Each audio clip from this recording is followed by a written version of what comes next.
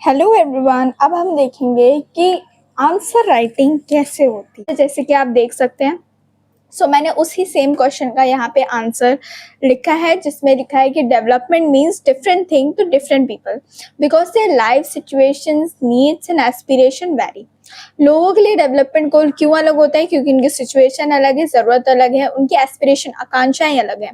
What is development for one group may not be the development for another. जो एक के लिए development है शायद वो दूसरे के लिए ना हो। It can be destructive for them. Simple साधारण भाषा में लिखा है, ऑन पॉइंट मैंने बात करी है, कोई घुमा फिरा के बात नहीं करी है, जैसे कि पिछले आंसर में हमने देखा था। अब मैंने यहाँ पे कुछ एग्जाम्पल्स लिखे हैं, क्योंकि आपको क्वेश्चन अगर आप ध्यान से पढ़ेंगे तो क्वेश्चन में लिखा है एक्सप्लेन विद एग्जाम्पल। इस क्वेश्चन में जो था हमारा एग्जाम्पल मिसिंग था, जिस वजह से इसमें मार्क्स कट होने के चांस ज्यादा है। लेकिन आप जैसे कि इस क्वेश्चन में देख सकते हैं कि इस क्वेश्चन में मैंने सारे एग्जाम्पल यहाँ पे साइट करे हैं, पॉसिबल जितने भी हो पाते हैं, जितने मैंने आपको सो फार पढ़ाए हैं वो सारे एग्जाम्पल्स आप यहाँ पे लिस्ट करेंगे। जितने एग्जाम्पल आप बताएंगे, जितना रियल सिनेरियो से आप कॉन्सेप्ट को रिलेट करेंगे, उतना ज़्यादा चांसेस है कि आप बहुत अच्छा स्कोर कर पाएंगे। नेक्स्ट है, मैंने इसमें ये भी बताया है कि क्यों ये गोल्स जो है वो कॉन्फ्लिक्टिंग होते हैं। एक large dam for instance gives electricity to industries and irrigation to farmer, but it submerges the land and displaces in tribal community who depend on it for survival. तो यहाँ पे मैंने एक तरफ बताया कि कैसे डैम बनने से जो है देश का विकास होता है, और कैसे दूसरी तरफ ये चीज़ जो है डिस्ट्रक्टिव हो जाती है उन कम्युनिटीज़ के लिए जो उस एरिया के आसपास रह रहे हैं। Here the same project is development for one group and loss of livelihood for the another. So यहाँ पे मैंने चीज़ों को ज़्यादा से ज़्यादा एक्सप्लेन करने की कोशिश करी है, और एंड में मैंने आप देख सकते हैं कंक्लूजन भी ऐड करा है। These show that national development cannot be judged by one group interest alone, कि हमें सिर्फ एक ग्रुप का इंटरेस्ट नहीं देखना चाहिए।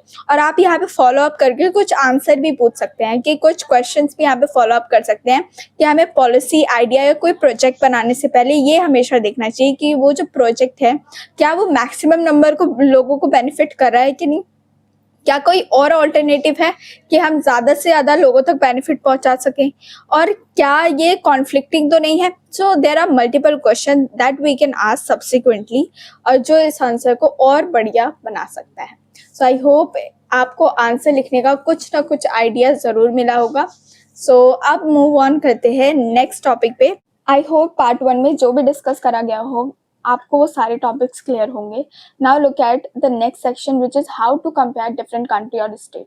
आपको हमेशा ये एक चीज़ दिमाग में होगी कि ये कंट्री डेवलप्ड है, ये डेवलपिंग है, ये अंडर डेवलप्ड है। तो कौन से क्राइटेरियाज हैं, कौन से ऐसे पैरामीटर है जिसके बेसिस पे हम ये बताते हैं कि एक कंट्री डेवलप्ड है, developing. So for comparing countries, income is considered one of the most important attributes. Since more income generally allow access to more of the goods and service people need. तो यहाँ पे हम देख रहे हैं कि income जो है एक ऐसा क्राइटेरिया होता है जिसके बेसिस पे हम ज़्यादातर चीज़ें जो है मेजर करते हैं, क्योंकि इनकम ज़्यादा होगी तो ऑब्वियस सी बात है आप ज़्यादा गुड, ज़्यादा सर्विसेज के एक्सेस कर पाओगे। पर आप कहोगे कि अभी तो आपने कुछ देर पहले बताया कि income alone is not sufficient to consider, और या एक नेशन को भी हम डेवलपिंग नहीं बता सकते सिर्फ इनकम को देखते हुए। आपकी राय बिल्कुल सही है, वो जो हमने पढ़ा था वो बिल्कुल करेक्ट है। लेकिन यहाँ पे अलग अलग एट्रीब्यूट्स होते हैं जहाँ पे अलग अलग चीज़ों को ऐसा पैरामीटर सेट करा जाता है। पहला एट्रीब्यूट जो हम पढ़ने वाले हैं वो है पर कैपिटा इनकम, जिसे हम एवरेज इनकम भी कहते हैं। इस कैपिटा इनकम में हम जो है इनकम को कंसीडर करते हैं। सीज कंट्री डिफर इन पॉपुलेशन, हर कंट्री की पॉपुलेशन जो होती है वो डिफरेंट होती है। Total income is not a useful comparison measure. सिर्फ टोटल इनकम को ले लेना एक जो है फ्रूटफुल कंपैरिजन नहीं होगा। क्यों? क्योंकि ऑब्वियस सी बात है, जहाँ पॉपुलेशन ज़्यादा है वहाँ की इनकम ज़्यादा आएगी, और जहाँ की पॉपुलेशन कम है वहाँ की इनकम कम आएगी। Instead economist use average income. Economist किसका यूज करते हैं? Average income. एवरेज इनकम आपको कुछ आइडिया दे देता है उस कंट्री के स्टेटस के बारे में। और एवरेज इनकम हम कैसे निकालते हैं? जब हम टोटल इनकम पता हो और अगर हमें वहाँ की टोटल पॉपुलेशन पता हो तो दोनों को डिवाइड करके हम एवरेज इनकम फाइंड आउट कर सकते हैं। और इस एवरेज इनकम को हम पर कैपिटा इनकम भी कहते हैं। दोनों ही सेम चीज़ होती हैं। अगर हम एक एग्जाम्पल से समझें कि ये पर कैपिटा इनकम कैसे कैलकुलेट करा जाता है तो वो यहाँ पे हम देखते हैं। A country has a total volume, total income, a country has a total income of 1 lakh. Suppose एक कंट्री की जो कुल आय है 1 लाख रुपीज है and country has total population of 500 people, और उस कंट्री में कितने लोग रह रहे हैं, सिर्फ 500 लोग रह रहे हैं। तो हमें एवरेज इनकम कैलकुलेट करना है, that is total income upon total population. तो ऊपर हमें इनकम रखनी है और नीचे हमें पॉपुलेशन रखनी है, दोनों को डिवाइड करना है और आंसर आ जाएगा। जो एवरेज इनकम बैठती है वो बैठती है 200। सो वर्ल्ड बैंक क्लासिफिकेशन, अब हम वर्ल्ड बैंक का क्लासिफिकेशन देखेंगे, वर्ल्ड डेवलपमेंट रिपोर्ट्स। सो इस रिपोर्ट के अनुसार हम देख सकते हैं कि मैंने यहाँ पे अलग अलग इनकम ब्रैकेट्स बना रखे हैं और उसके हिसाब से कैटेगराइज कर रखा है कि कौन सी हाई इनकम कंट्रीज हैं और कौन सी लो इनकम कंट्रीज हैं। तो यहाँ पे हम देख सकते हैं कि $66,500 यूएस डॉलर और इससे ज़्यादा अगर कोई व्यक्ति कमाता है, अगर उसके पर कैपिटा इनकम 66,500 यूएसडी डॉलर या उससे ज़्यादा होती है, तो वो कंट्री जो है वो रिच कंट्री कहलाती है। यदि जो पर कैपिटा इनकम है वो यूएस डॉलर 2,300 या उससे नीचे होती है, तो वो कंट्री हमारी लो इनकम कंट्री कहलाती है। और ये डेटा 2024 का डेटा है, जहाँ पे हम पैसों को किस में मेजर कर रहे हैं, यूएस डॉलर पर एनम। और यहाँ पर इंडिया कहाँ लाई करता है, आप क्यूरियस हो गए कि इंडिया क्या लो में है, मिडल में है, हाई में है। तो जैसा कि आप देख सकते हैं कि इंडिया जो है बीच में लाई कर रहा है, ठीक है। सो इंडिया क्या है, लो मिडल इनकम कंट्री है। मिडल इनकम कंट्री में भी 2 सेक्शन होते हैं, एक होता है अपर मिडल इनकम कंट्री और एक होता है लोअर मिडल इनकम कंट्री। तो इंडिया जो है लोअर सेक्शन में लाई करता है, और जहाँ पे हमारी जो पर कैपिटा इनकम है वो यूएस डॉलर 11,000 है, ठीक है। तो इसलिए हम इस ब्रैकेट में लाई करते हैं। आई होप आपको ये सेक्शन समझ में आया होगा। अब हम एक छोटे से नोट को देख लेते हैं। So rich countries excluding middle east and some small country are generally called developed countries, ठीक है। मिडल ईस्ट के कुछ कंट्रीज को छोड़ के और अन्य छोटी मोटी कंट्री को छोड़ के ज़्यादातर कंट्रीज जो है वो डेवलप्ड हैं। सो ऐसा क्यों है कि जो मिडल ईस्ट है उसके पास इतना पैसा होने के बाद भी हम उसे डेवलप्ड का स्टेटस नहीं दे पा रहे हैं। सो यहाँ पे मैंने कुछ यहाँ पे कॉमन जो है वो रीजंस लिखे हैं जिस वजह से हम जो है मिडल ईस्ट कंट्री को डेवलप नहीं कह सकते। पहला रीजन है रिसोर्स, ज़्यादातर जो है वो रिसोर्स डिपेंडेंट इकोनॉमी है, यानी ज़्यादातर वहाँ जो इकोनॉमिक स्टेटस है वो किस पे डिपेंड करता है, तेल पे। नेक्स्ट है एक्सट्रीम वेल्थ गैप, यानी इनकम इनइक्वालिटी जिसे हम कहते हैं वो बहुत ज़्यादा है। एक व्यक्ति के पास बहुत ज़्यादा इनकम है तो दूसरे व्यक्ति के पास बहुत कम, तो यहाँ पे जो गैप है वो बहुत ज़्यादा वाइड है। नेक्स्ट हम देखेंगे तो इंस्टीट्यूशनल डेवलपमेंट, यहाँ पे इंस्टीट्यूशन जो है वो फ्रीली वर्क नहीं करते या वो फुल्ली डेवलप नहीं है, उनके पास खुद फ्री डिसाइड करने का राइट नहीं होता, और यहाँ पे काफ़ी सारी चीज़ें डेमोक्रेटिक भी नहीं होती हैं। तो जिस वजह से हम कुछ मिडल ईस्ट कंट्रीज़ को despite of having that much amount of income हम उन्हें कंसीडर नहीं करते ऐसा डेवलप्ड। तो आपको इन सभी पैरामीटर्स, इन सभी एट्रीब्यूट्स को पढ़ते हुए इतना तो समझ में आ गया होगा कि अलग अलग क्राइटेरिया को हम यूज़ करते हैं ये बताने के लिए कि एक कंट्री डेवलप है, डेवलपिंग या अंडर डेवलप्ड। और ऑब्वियसली इनकम एकमात्र ऐसा क्राइटेरिया नहीं है जिसको आप देख के बता सको कि एक कंट्री डेवलप्ड है या नहीं। अगर हम इनकम को ही मान रहे होते तो यहाँ पे मिडल ईस्ट भी एक डेवलप कंट्री मानी जाती। अब हम बात करेंगे लिमिटेशन ऑफ एवरेज। अभी हमने एवरेज पढ़ा कि ये किस पे डिपेंड करता है जी, टोटल इनकम और एक कंट्री में कितनी पॉपुलेशन रहती है उस पर डिपेंड करता है। सो क्या इसकी भी कोई लिमिटेशन हो सकती है? ऑब्वियसली इसकी लिमिटेशन है। So average are useful but can hide disparity. Average हमारे लिए यूजफुल होता है लेकिन इसके अंदर जो है हमारे डिस्पैरिटीज को जो है वो छिपा दिया जाता है इन डिस्ट्रीब्यूशन। एग्जाम्पल है 2 countries with 5 citizens, each may have the same average per capita income yet very different income distribution। हम यहाँ पे 2 countries देख सकते हैं और इन दोनों ही कंट्री में 5-5 सिटीजन रहते हैं। एक कंट्री में हम देख सकते हैं कि जो इनकम है वो लगभग एक ही जैसी है, ठीक है, ज़्यादा वेरिएशन नहीं है। और दूसरी कंट्री में हम देखते हैं कि 4 सिटीजन्स की सेम इनकम है और एक सिटीजन की बहुत ड्रास्टिकली हाई इनकम है। सो यहाँ पे जो गैप है इनकम का हाई टू लो ये बहुत ज़्यादा है और इधर जो गैप है हाई टू लो ये थोड़ा कम है। और ये लाइक बहुत ज़्यादा कम है, थोड़ा भी नहीं, बहुत ज़्यादा। सो यहाँ पे अगर हम एवरेज निकालें, एवरेज कैसे निकालते हैं वो मैंने आपको अभी बताया था कि हम सभी इनकम को पहले ऐड करेंगे और उसके बाद अगर हम इसे 5 से डिवाइड कर देंगे तो हमें एवरेज मिलेगा 10,000। ऐसे ही यहाँ पर हम करेंगे, इन सभी इनकम्स को अगर हम ऐड कर देंगे और उसे डिवाइड कर देंगे 5 से तो इधर भी हमें एवरेज मिलेगा 10,000। तो यहाँ पे आप देख सकते हैं कि एवरेज तो हमारा सेम आ रहा है, एवरेज तो हमारा बिल्कुल ही सेम आ रहा है, दैट इज 10,000। पर यहाँ पे देखो डिस्पैरिटी हमें दिख नहीं रही है। यहाँ पे कंट्री ए में डिस्पैरिटी कम है, यानी हाई इनकम और लो इनकम के बीच में डिफरेंस कम है, लेकिन कंट्री बी में हाई इनकम और लो इनकम के बीच में जो डिफरेंस है वो बहुत ज़्यादा है।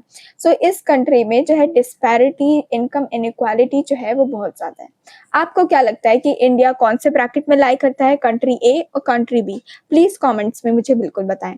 Next, but countries have identical average income that is ₹10,000, but country A has an equitable distribution, nobody very rich or very poor, while in country B most people are poor and one person is extremely rich. Hence the average income does not reveal how income is distributed among people.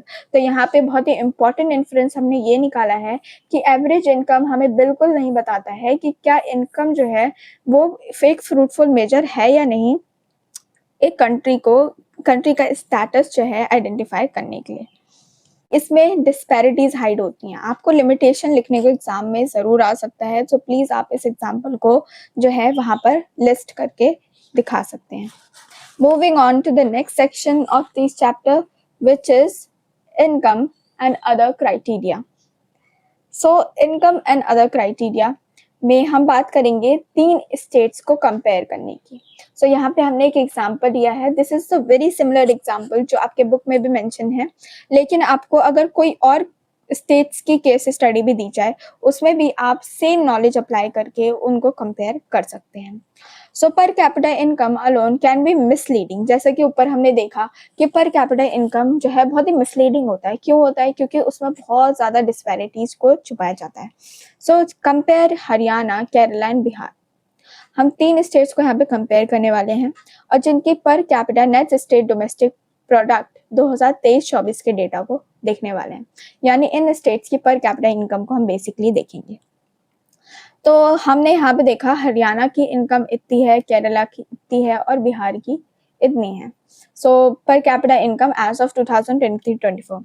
सो यहाँ पे सबसे ज़्यादा income जो है वो हरियाणा की है, that is 3,25,759, यानी वाले लोगों की जो एवरेज इनकम है वो इतनी है। So by income alone Haryana would rank the most developed and Bihar the least.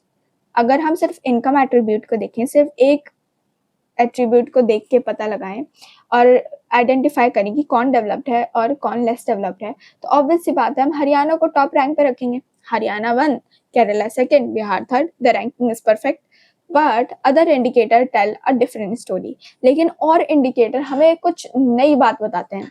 अब वो कौन से इंडिकेटर हैं, चलिए देखते हैं। इस टेबल को देख सकते हैं और आपको बिल्कुल एक डिफरेंट स्टोरी दिखेगी, पर इस टेबल को समझने से पहले हम कुछ की टर्म्स को समझ लेते हैं। सो पहला की टर्म है इन्फेंट मोर्टालिटी रेट, IMR। ये क्या होता है? Number of children who die before age 1 per 1000 life birth in a year. आप इसको इमेजिन कर सकते हैं कि हर 1000 बच्चे पैदा होने में कितने बच्चे ऐसे हैं जो 1 साल की उम्र से नीचे के हैं और उनकी मृत्यु हो जाती है पैदा होते ही या कुछ समय बाद। नेक्स्ट की टर्म है हमारा literacy rate. So literacy rate क्या होता है? It is the proportion of literate people in the population age 7 and above. ये जो है उन लोगों की संख्या होती है, उन लोग का प्रोपोर्शन होता है जिनकी उम्र 7 से ऊपर है और वो लिटरेट हैं। लिटरेट किसे माना जाता है? जो लिख सकते हैं, पढ़ सकते हैं, वो लिटरेट कहलाते हैं। नेक्स्ट है नेट अटेंडेंस रेशियो।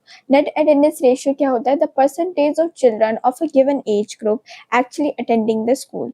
कि ये वैसे ये भी बताता है कि नेट अटेंडेंस रेशियो क्या बताता है कि percentage of children of given age group actually attending the school. ये आपको बताता है कि कितने प्रतिशत बच्चे जो हैं वो स्कूल अटेंड करते हैं। सो इसमें सेकेंडरी एजुकेशन को भी कंसीडर कर लिया जाता है एंड सो ऑन। सो अब हम देखते हैं इस टेबल के पूरे सिनेरियो को कि यहाँ पे क्या स्टोरी बताई जा रही है। सो फर्स्ट एट्रीब्यूट लिया गया है वो यहाँ पे है इन्फेंट मोर्टालिटी रेट पर 1000 लाइव बर्थ, और ये डेटा 2020 का है। सो यहाँ पे हम देख सकते हैं कि हरियाणा में जो है 1000 बच्चे पैदा होते ही जो 28 बच्चे ऐसे होते हैं जो 1 साल की उम्र से कम में ही मर जाते हैं, और वही रेट केरला में सिर्फ 6 है और बिहार में 27 है। सो अलग-अलग स्टेट की डिफरेंट स्टोरी है। नेक्स्ट हम देखते हैं लिटरेसी रेट परसेंटेज में। मैंने आपको पहले ही बताया था कि लिटरेसी रेट क्या होता है। It is the proportion of the literate people जो कि 7 जिनकी उम्र 7 या उससे ऊपर है और वो लिटरेट हैं, यानी लिख पढ़ सकते हैं, और ये डेटा 2017-18 का है। सो यहाँ हरियाणा में जो लिटरेसी रेट है वो 82% है, केरला में 94% है और बिहार में 62% है। Moving on to the next thing जो है हमारा की अटेंडेंस रेशियो। नेक्स्ट जो हमारा क्राइटेरिया है वो है नेट अटेंडेंस रेशियो। ये पर 100 पर्सन्स में सेकेंडरी स्टेज एजुकेशन की बात करता है, और ये सेकेंडरी स्टेज एजुकेशन 15 से 17 साल के बच्चों ने की उम्र के कितने बच्चों ने ली है उस राज्य में। तो हरियाणा में 73% है, केरला में इट्स 94%, बिहार में इट्स 69%। तो यहाँ पे अगर हम रिकॉर्ड को सही से देखें तो हरियाणा जिसके पास जो है इनकम इतनी ज़्यादा है, तो वहाँ पे जो इन्फेंट मोर्टालिटी रेट है वो देखिए वो कितना ज़्यादा है, वहाँ लिटरेसी रेट देखिए कितना कम है, और वहाँ पे नेट अटेंडेंस रेशियो भी देखिए केरला से कितना ज़्यादा कम है। तो ऑब्वियसली इनकम जो है एक ऐसा क्राइटेरिया नहीं होता जिस बेसिस पे हम बता सके कि हरियाणा एक डेवलप्ड स्टेट है। और भी अदर क्राइटेरिया होते हैं जिसको ध्यान में रखने पड़ता है ये बताने के लिए कि कोई एक राज्य अच्छा परफॉर्म कर रहा है या नहीं। और यहाँ पे हम देखेंगे कि केरला जिसके पर कैपिटा इनकम हरियाणा से कम है, लेकिन फिर भी उसका इन्फेंट मोर्टालिटी रेट कम है, उसका लिटरेसी रेट देखिए हरियाणा से कितना ज़्यादा है, और नेट अटेंडेंस रेशियो भी देखिए कितना ज़्यादा है। तो ऑब्वियस सी बात है ये स्टेट को बेटर परफॉर्म्ड स्टेट कहा जाएगा। क्यों कहा जाएगा? क्योंकि ये बाकी सारे क्राइटेरिया में बहुत अच्छा परफॉर्म कर रहा है, इवन आफ्टर कि इसकी पर कैपिटा इनकम हरियाणा से कम है। नेक्स्ट देखते हैं हम बिहार का स्टेटस जिसकी पर कैपिटा इनकम भी कम थी और ये बाकी सारे क्राइटेरिया में भी पुअर परफॉर्म कर। डिफरेंट क्राइटेरियाज हम नेक्स्ट सेक्शन में भी समझेंगे जहाँ पे हम पब्लिक डिस्ट्रीब्यूशन सिस्टम के बारे में समझेंगे, और वहाँ पे हम देखेंगे कि कौन सी चीज़ है जो डिटरमिन करती है कि एक स्टेट अच्छा परफॉर्म करेगी या दूसरा नहीं। इन्फ्लुएंस निकालते हैं पूरे डिस्कशन से, वो ये होता है कि डिस्पाइट लोअर पर capita income, Kerala has a much lower infant mortality rate and higher literacy attendance than Haryana. They show that money in your pocket cannot buy everything needed to live well. यानी आपके जेब का पैसा आपको सब कुछ नहीं दे सकता जो आपको ज़रूरी है जीवन जीने के लिए। Example, a collective public provision, not just individual income. आपको जो है एक इंडिविजुअल इनकम से हट के एक ऐसी सिस्टम के बारे में सोचना चाहिए जिसमें सबको कलेक्टिव बेनिफिट हो। सो आई होप ये सेक्शंस जितने मैंने अभी तक आपको बताए हैं आपको ये सब क्लियर होंगे, और